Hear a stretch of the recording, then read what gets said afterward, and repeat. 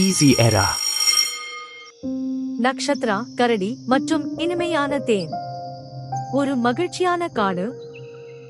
அங்கு பறவைகள் இனிமையாக பாடின. குளிர்ந்த காற்று வீசியது.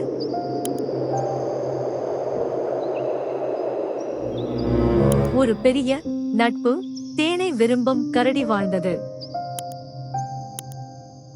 இந்த கரடிக்கு ஒரு பெரிய கனவு இருந்தது, தேனை அனுபவித்து தனது அழகான தோட்டத்தை கவனித்துக் கொள்வது. ஆனால் ஒரு நாள்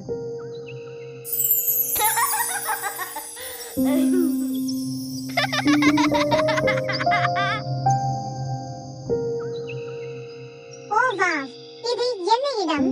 ஒரு சிறிய அரண்மனை, ஒரு தேன் புதையல் வீடு. நான் பார்க்க வேண்டும். வணக்கம் சிறிய விருந்தினரே, நீங்கள் யார்? நான் நக்ஷத்ரா. நான் நடந்து சென்று கொண்டிருந்த போது உங்கள் வீட்டை பார்த்தேன். மிகவும் தேன். நீங்கள் ஒரு தேன் மந்திரவாதியா? நீ அப்படி சொல்லலாம். நான் காட்டில் இருந்து தேனை சேகரிக்கிறேன். கொஞ்சம் ருசிக்க விரும்புகிறீர்களா? தயவு செய்து. இது அற்புதம். இதுவரை இல்லாத அளவுக்கு சுவையான தேனே.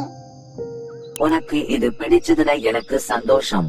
இன்னும் என்னோட வந்து சேகரிக்க விரும்புறீங்களா? இது வேடிக்கையா இருக்கு, ஆனா நாம ஜாக்கிரதையா இருக்கணும். ஆமாம் கேப்டன் ஹனி, போகலாம்.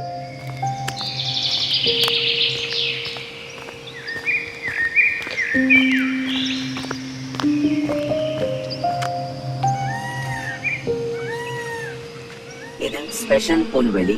தேனீக்கள் பூக்களிலிருந்து தேன் சேகரிக்கும் இடம்.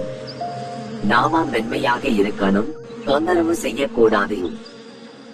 சரி, நான் கவனமாக இருப்பேன்.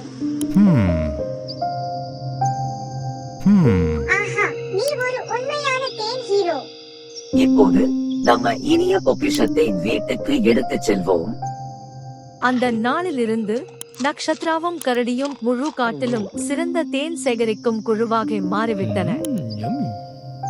மேலும் வண்ணமயமான கதைகளுக்கு ஈஸி எரா லைக், ஷேர், சப்ஸ்கிரைப் செய்யவும் மறக்காதீர்கள். நன்றியும்.